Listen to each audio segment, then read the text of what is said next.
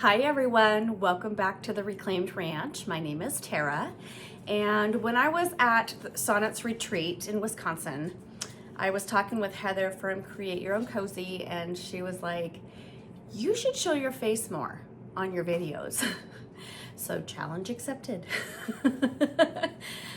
So today I went shopping down in my basement and I grabbed a few thrifted items that I want to flip for Christmas. So we'll go through that and then let me know what you guys want to see in the upcoming weeks. Do you still want Christmas? Are we over fall? Do you want just regular home decor? Maybe like a dupe video? I've never done a dupe video, so that might be fun. So let me know in the comments what you guys want to see in the upcoming weeks, and also let me know what your favorite is from today. So stay tuned and we'll get started. Okay, this first project was inspired by Connie from the Painted Photographer. On her last Whiskey Wednesday, she used one of the IOD transfers on a cutting board similar to this. And so I have this decoupage rice paper with this old vintage Santa that I've been dying to use. And so I thought that would pair perfectly. So what I'm going to do is give it 2 coats of limestone from Fusion. And that's going to give me my nice white background base for the paper to pop. And so I'm going to go ahead and I'm just cutting off the white on the top and the bottom because the sides are long enough that they go over the edges of the cutting board. So I don't really need to worry about that as much. And then once I cut it down, it's only going to go not even to the neck. So what I have to do is I have to kind of place it to where I want it. And you can see the paint went up too far. So I'm just going to grab a pencil and just mark it. And then the paint is dry, but it's not cured. So I was able to use a baby wipe to remove the excess. And so that's what I'm doing here. And I did use the baby wipe around the bottom as well, and a little bit on the sides. So just going to remove that, dry it, and then I'm using Fusion's, it's my favorite, decoupage and transfer gel. And first I want to get it positioned. Like I wanted most of the Santa on there, but then I wanted him to still have his list. So I was kind of going back and forth, but I'm using my decoupage gel and going to do my starter strip. This is what it is. I love this stuff. It's a little bit thicker than a lot of the other mediums for decoupage, and it just gives me more control, I think. And I now always missed any bigger projects. I missed the paper, and that makes it more pliable and allows me to get all of those wrinkles and air bubbles out. And so I'm going to keep going down, and then I do use my heat gun on my decoupage as well. So any air bubbles that I missed with my brush, I do get out with my heat gun. And air bubbles tend to just, even over time, if you just left it overnight, it will eventually go down flat. So, of course, I'm going to use the method of my little finger sander to remove the excess after it's completely dry. But with this one, I wanted the paper to wrap around. And so when I got to the corners, it wasn't wanting to go flat, of course. So I'm just cutting those corners so that I can mend the paper around the corner. And that seemed to work pretty good. It's not perfect. There's a couple of wrinkles, but that's okay. And then, gosh, I just love this paper. This is available on my website and all the Fusion projects or products as well. So it's www.thereclaimedranch.com. And I have a lot of really cool vintage Santas and really cool like white stags and deer and stuff for Christmas, if you want to check those out. So after I get it all dried, I'm going to go in with Fusion's Furniture Wax in the color Espresso. It's a beautiful brown, and I'm going to just go around the edges, kind of where that paper stops. I just wanted to blend it in a little bit, give it some color. And the breadboard itself was really dry, so I did want to go in and give it some more color and kind of give the wood a little bit of a drink there. And then wipe off any extra. And then I did go ahead and do the complete backside as well. That way it does match. And if you didn't want it for the Christmas season, you can flip it over and have it for the rest of the year. But I am going to go ahead and embellish it with some greenery and some ribbon and make it look more Christmas festive.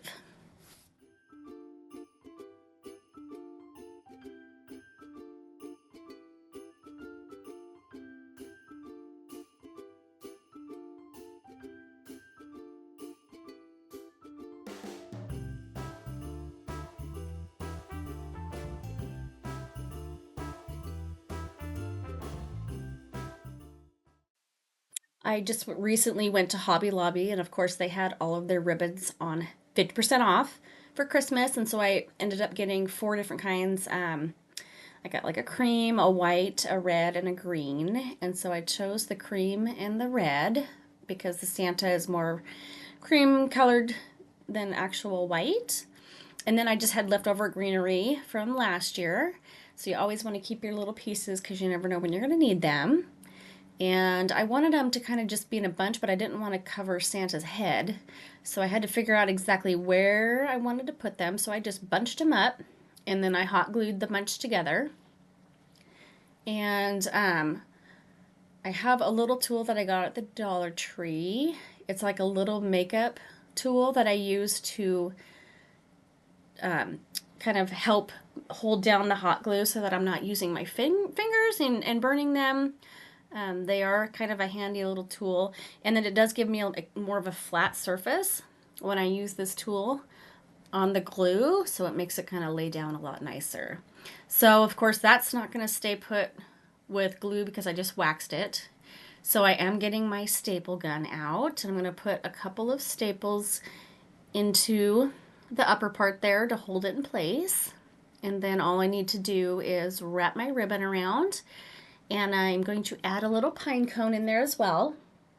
And I was undecisive. I don't know if you guys watched Connie's live. She did the same thing. She did a bow, and she's like, nope, I don't like that. So we ended up doing the same thing because I didn't like the bow either. It just seemed like it was too short, and so I ended up just cutting dovetails in the ends and letting them hang, and I think it turned out just right. You'll have to let me know what you guys think. See, it just didn't seem right. It was just too short, so we're just going to cut it at an angle, and then that makes it look perfect, I think. Now this next project is super simple and was inspired by Kristen from Simply Joy Creations. She said that Hobby Lobby has these magnetic canvases, and they come in circles, hearts, stars, and rectangles, possibly squares, I think. So a lot of people have been using like the transfers from IOD on these, but I have, look at these cool decoupage papers I have, you guys. I told you I had some really cool vintage ones, and I honestly can't think. I think this one's called Vintage Santas and Snow Owls, maybe. But anyway, they are on my website, and I just thought these circle Santas are perfect for these magnets, and I think they're just, the vintage is so in still, and I love it. So I'm going to cut out a couple of these Santas and then a couple owls, and I'm going to decoupage them on, and they're done. This is like a super simple yet so charming and precious. They make great little gifts, you know, for people, and so I'm going to go ahead and make a bunch for the store, I think, for Christmas. It's just fun to have different magnets for this different seasons. I still have a bunch of flower magnets up on my fridge, so I might need to make some of these for myself. But these little owls are just adorable, and there's so many of them. There's so many projects you can get out of one page. That's what I love about these multiples, is that you can do so many things with just one piece of paper. So again, my decoupage go-to is the decoupage from Fusion. And I'm just going to go ahead, and because they're canvas, I did do a pretty thick coat to make sure to fill the canvas in completely. And that way that decoupage paper has a good chance of adhering really well. And then of course you want to go over the top to seal it in. And you do want to make sure to wait quite a while for this to dry completely before going in and sanding off the extra, because the canvas underneath can really fray and tear a little bit. So I did get a little bit of the fraying because I was impatient. So I'm telling you guys, don't be too impatient. Just go ahead and let it dry. And then depending on how you want to go about it, you can use X-Acto knife with a cutting mat to clear this off. You can try scissors, but I always love to use my little finger sander because it really gets in a nice clean cut on the edge, and it's not jagged at all, and it's pretty perfect and seamless. So that's what I opt to do. And if you don't have a little mini sander, I do have an affiliate link on my description page as well for those little guys. They're just so handy to have in all these little crafting projects that we do.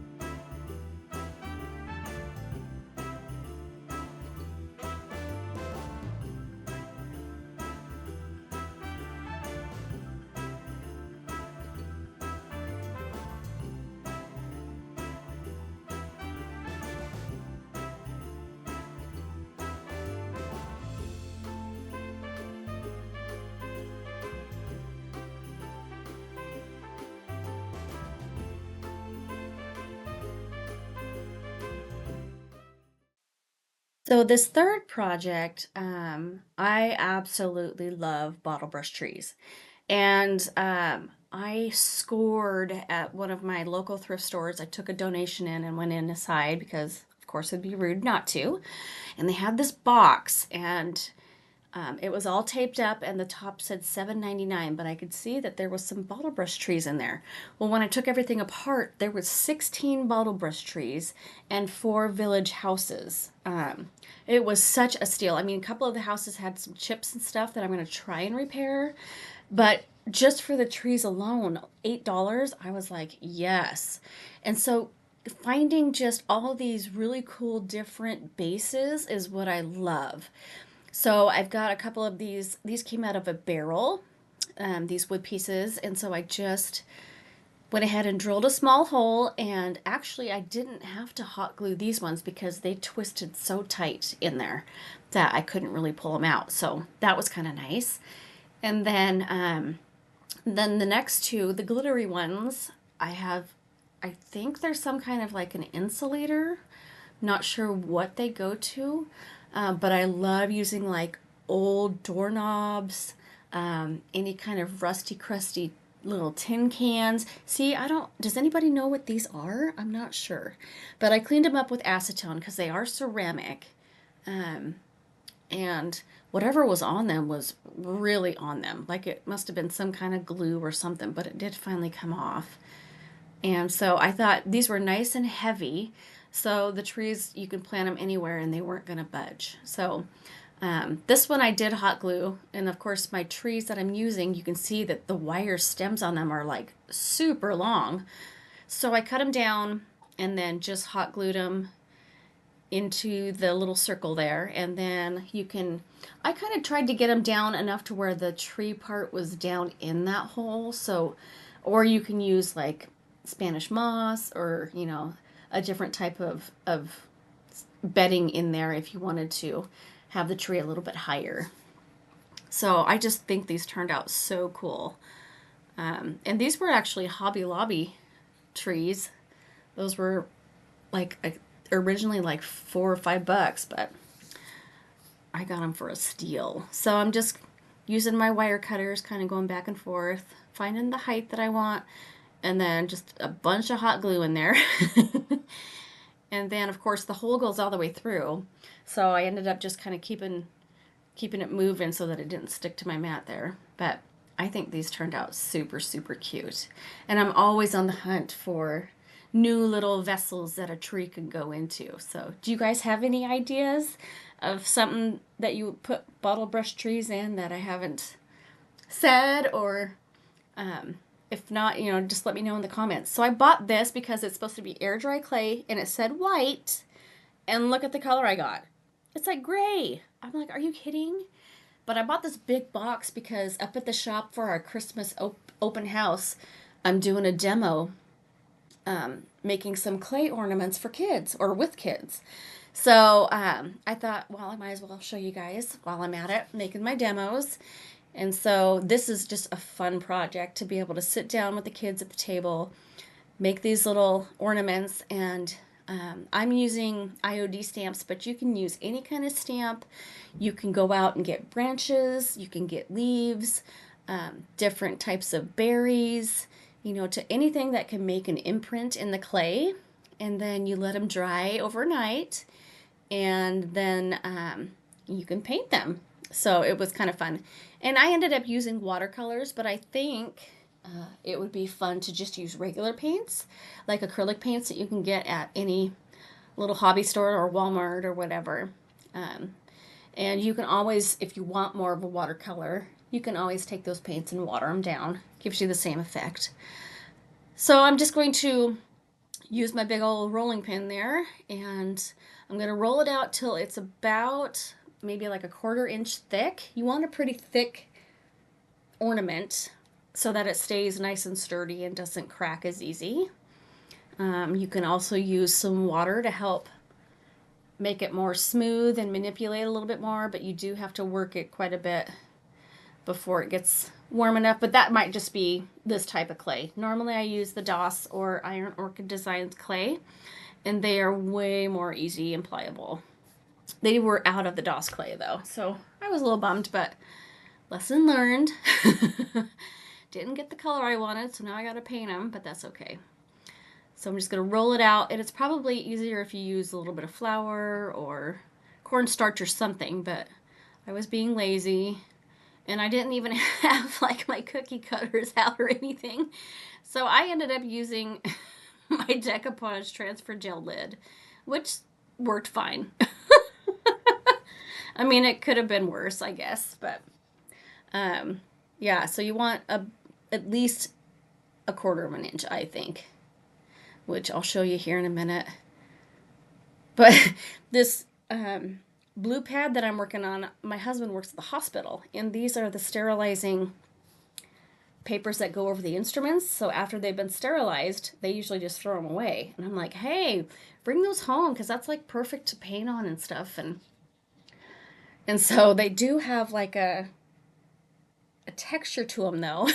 That's why I have to keep rubbing these things out, because it's like a really weird, almost like a mini honeycomb texture to them. So yeah, you'll see me kind of working it out constantly. But you just work with the flow, right? Work with what you have. So that's about how thick I'm going. And then we will go ahead and take my lid off, punch it through, and then I'm like, oh, how am I gonna get it out? But some of them fell out really easy, and some of them I had to use my X-Acto knife. And then here's my Mr. Bottle. That's gonna allow me to get it wet, and then I can smooth out all of the rough edges and make it nice and smooth. And then I get out my fun stamps. So I thought it'd be fun. Iron Orchid Designs, or IOD, came out with a really new, cool release. They had one that's called Frosty's something shop. I can't think of the name of it. And Sweet Shop. Frosty's Sweet Shop. And it had like snowmen and candy canes and lollipops. So I used that one because, of course, I think the kids would love that. And then I did some snowflakes.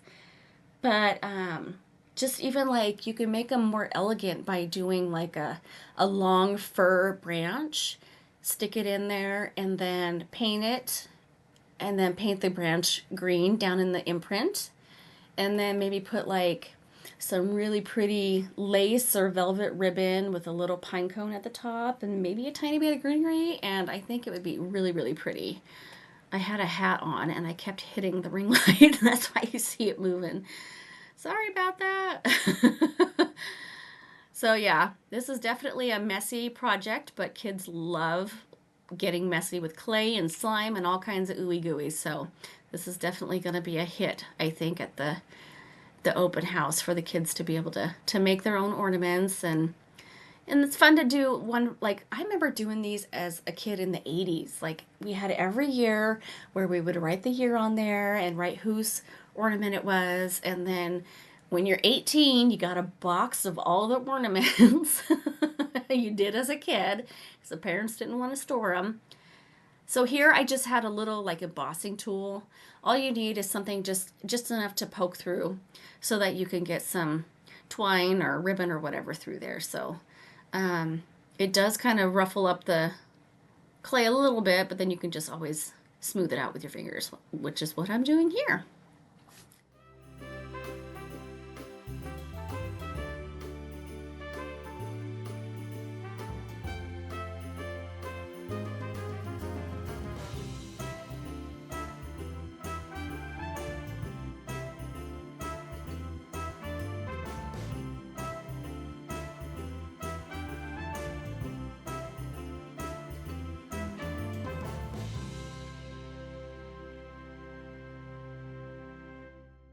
So this is that stamp, the Frosty Sweet Shop. And I went ahead and my first one, I did not push down hard enough. And so it barely left an imprint.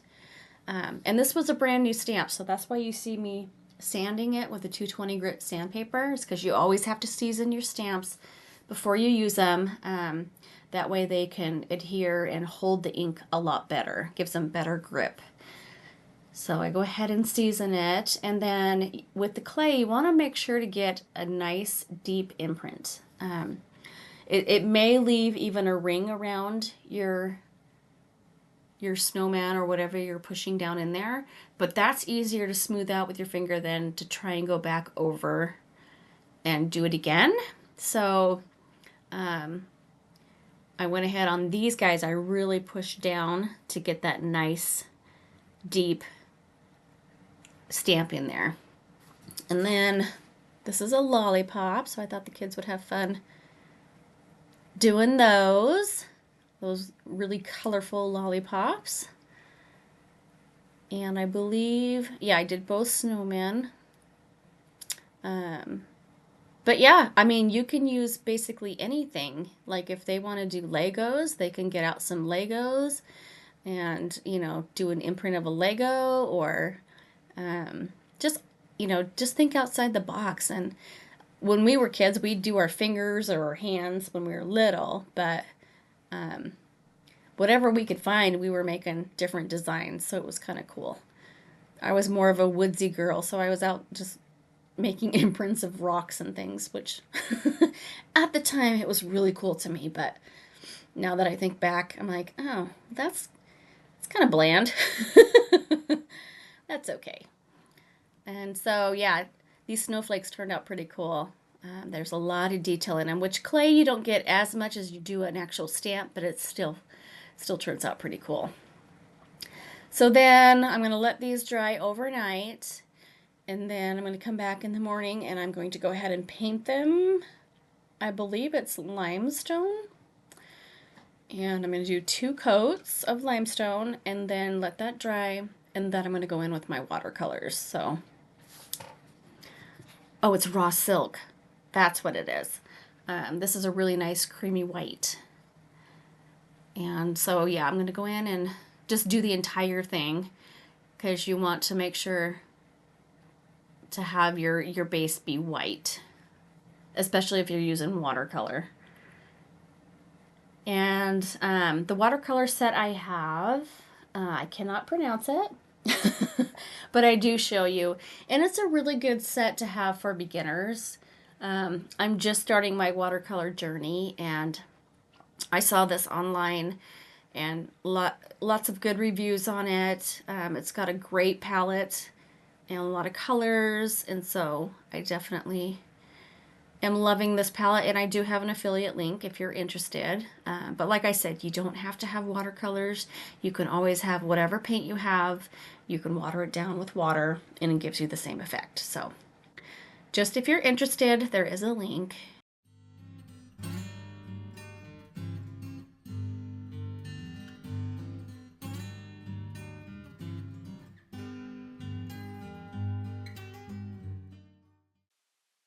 So this is that watercolor set that I have, and look at all the colors you get. It's just so cool, and I love it. And it does give you the paintbrush with it, and a pencil, and I believe like a really fine line Sharpie for outlining. And they always recommend having 2 cups of water for your watercoloring.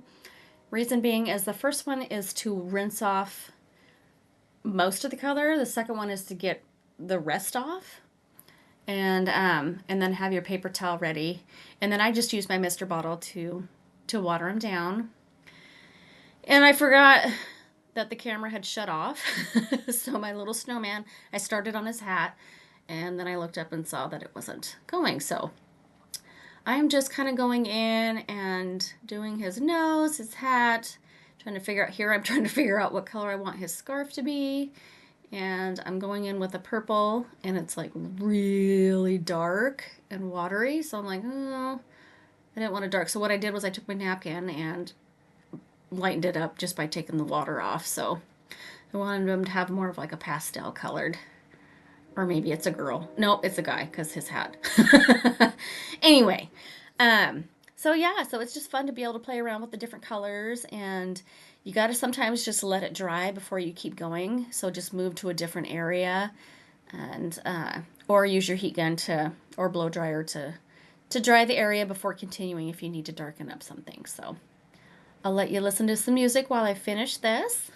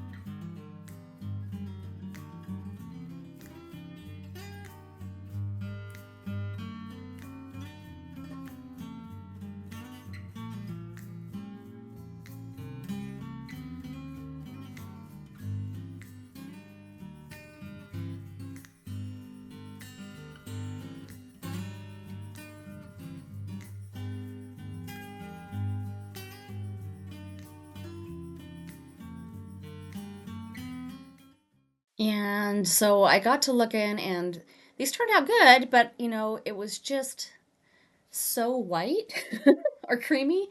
I'm like, I need some more dimension. So I went in with Fusion's Furniture Wax in the color Espresso, which is a beautiful brown. And I just did it over the entire area, front and back, except on the candy cane, and certain ones I didn't because they were supposed to have white parts to them. I just went around it. So I think this really did the trick as far as making it a little bit more vintage, grungy, gave it more dimension. You can see all the little hairline cracks and stuff, and it just gives it more visual appeal.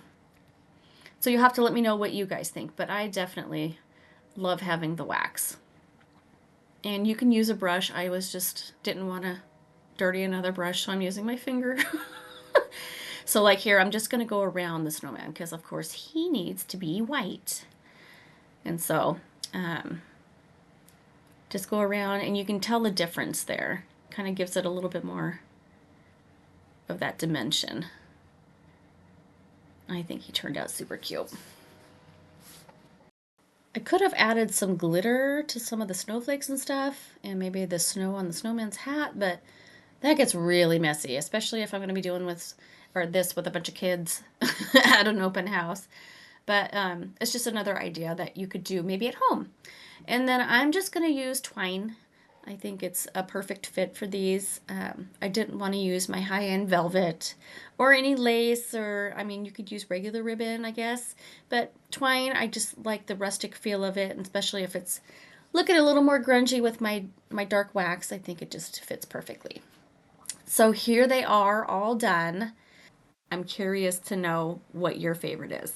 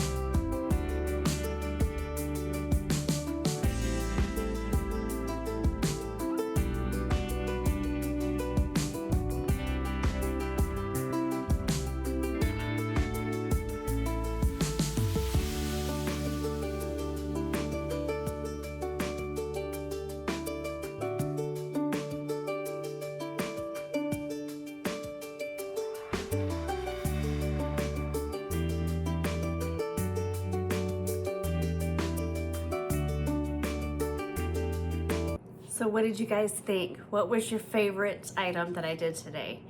Mine was definitely this gorgeous Santa breadboard. I just love how old and vintage it looks, and it's so gorgeous. I just think it turned out beautiful. And so this is my favorite. Let me know what you guys thought, and then again, don't forget to let me know what you want to see in the coming weeks.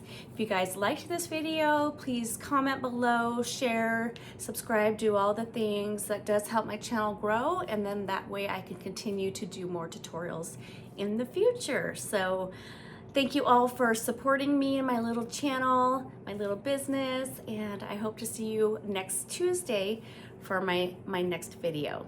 Y'all have a great weekend and take care. Bye.